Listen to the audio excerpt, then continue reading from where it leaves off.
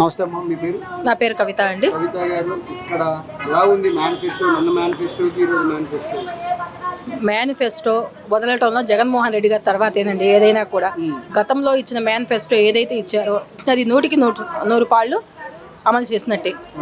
ఇప్పుడు మళ్ళీ ఇచ్చిన హామీ మళ్ళీ ఏదైతే మేనిఫెస్టో వదిలారో అది కూడా సంపూర్ణంగా అమలు పరుస్తారని మేము కోరుకుంటున్నాము. ఈరోజు మేనిఫెస్టో మాకు చాలా ఆనందకరంగా ఉంది. ముఖ్యంగా మహిళలకి ఎంతో అండగా ఉండే విధంగా మేనిఫెస్టో వదిలారు. అంటే ఇక్కడ రజనీ గారికి ఇటుపక్క ఏమో మాధవి గారికి మధ్యన పోటీ జరుగుతుంది. ఈ పోటీ మధ్యలో ఎవరు గెలిచే అవకాశం ఉంది?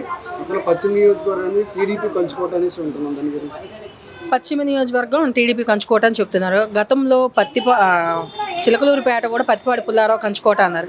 ఆ రోజు రజనీ గారు ఏం చేసి చూపించారు? అదే మళ్ళీ ఈరోజు ఇక్కడ జరిగింది. ఎందుకు మేడం అసలు రజనీ గారు ఇక్కడ ఎందుకు గెలవాలి? అది మెయిన్ రీజన్ చెప్పండి. రజనీ గారు ఎందుకు గెలవాలి? ఒక బీసీ మహిళ చౌదరీస్లో వేసినా కానీ ఎక్కడ వేసినా కూడా ఎవరైతే తక్కువ చేసి మాట్లాడారో, ఎక్కడైతే తక్కువగా చూస్తారో అక్కడే మా బలం ఏంటో చూపించాలనేదే రజనీ గారి కాన్సెప్ట్. ఇప్పుడు నిన్న మాట్లాడారు ఎవరు, మన భువనేశ్వరి గారు. ఏమని? ఆమె కాల్ రికార్డ్స్ విన్నారా? విన్నారు కదా. ఒక నాయకురాలు మాట్లాడాల్సిన మాటలేనా అంటే ఇక్కడ కుల మతాలని వాళ్లే ప్రేరేపించి పెంచుతున్నారు. ప్లస్ ఓట్ బ్యాంకింగ్ అయితేనేమో దళితులు కావాలి ఏంటి, మిగతా విషయాల్లో దళితులు అవసరం లేదా? దళితులు ఓట్ బ్యాంకింగ్ లేకుండా వాళ్ళు గెలుస్తారా? అసలు దళితుల్ని విమర్శించాల్సినంత అవసరం ఏమొచ్చింది? ఇక్కడ ప్రజాస్వామ్యంలో అందరం ఒకటే అంటున్నారు. అందరం ఒకటే అనేటప్పుడు ఈ విమర్శలు ఎందుకు చేస్తున్నారు వాళ్ళు? అంటే వాళ్ళు వాళ్ళ కులం గురించే చూస్తున్నారు తప్ప సమాజం కోసం చేయాలనేది మాత్రం ఏమీ లేదు వాళ్ళ దగ్గర.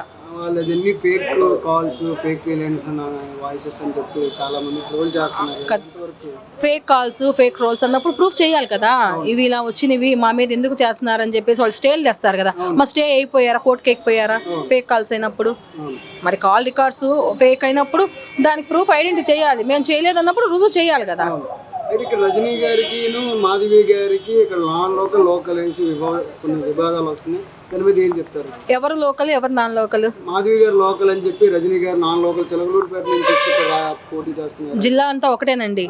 అత్తగారిలో ఒక చోట ఉంటుంది, అమ్మగారిలో ఒక చోట ఉంటుంది. లోకల్ నాన్ లోకల్ కాదు. వాళ్ళు పక్క స్టేట్ నుంచి తెచ్చి నిలబెట్టంగా లేనిది ఒకే జిల్లాలో వాళ్ళని ఊరు మార్పు చేస్తే అది నాన్ లోకల్ ఎలా అయ్యిద్ది? పెమ్మసాని గారు ఎక్కడండి? ఎన్ఆర్ఐని తీసుకొచ్చి ఇక్కడ పెట్టారు. ఇప్పుడు అటు సైడ్ తీసుకొచ్చి మన బాపట్లో వచ్చేసి ఒక తెలంగాణ అతన్ని తీసుకొచ్చేసారు. వాళ్ళు లోకలా, నాన్ లోకలా? మమ్మల్ని అంటానికి మేము జిల్లాలో ఉన్న వాళ్ళు ఎక్కడ వేసినా లోకల్ కిందే వస్తాం. అయితే వాటర్ మహాశైలికి మీరు ఏం చెప్పాలనుకుంటున్నారు ఈ పశ్చిమ నియోజకవర్గం నుంచి?